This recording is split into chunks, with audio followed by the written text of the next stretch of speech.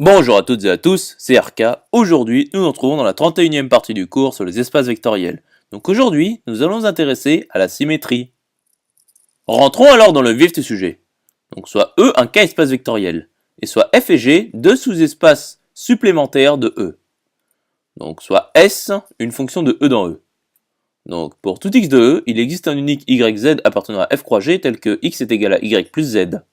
Donc S est une symétrie sur F parallèlement à G, si et seulement si S de x est égal à y moins z, pour tout x bien entendu.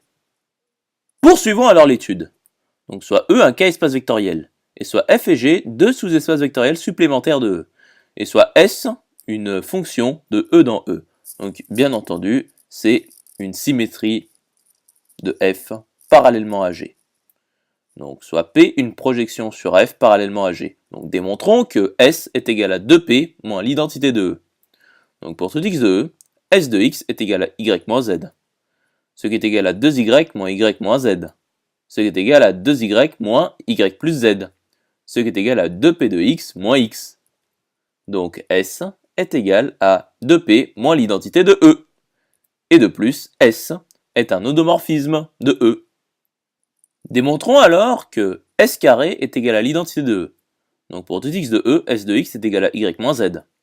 Et S de x est égal à y moins z, ce qui est égal à y plus z, ce qui est égal à x. Donc S carré est bien égal à l'identité de E. À présent, démontrons que F est égal à l'invariant de S. Donc faisons la première inclusion. Donc soit x appartenant à F, donc x est égal à x plus 0e avec 0e appartenant à G. Donc S de x est égal à x moins 0e qui est égal à x. Donc x appartient à l'invariant de S. Donc maintenant faisons l'implication réciproque, c'est-à-dire l'inclusion réciproque. Donc soit x appartenant à l'invariant de S. Donc S de x est égal à x. Et 2p de x moins x est égal à x. Donc 2p de x est égal à 2x. C'est-à-dire p de x est égal à x. Donc x appartient à f. Finalement, f est égal à l'invariant de S.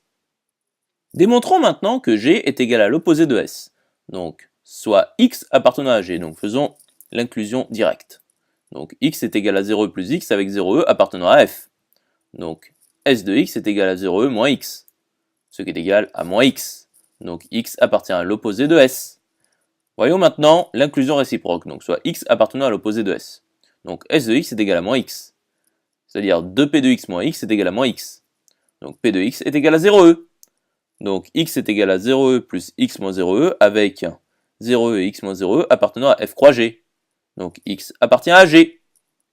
Finalement, G est égal à l'opposé de S.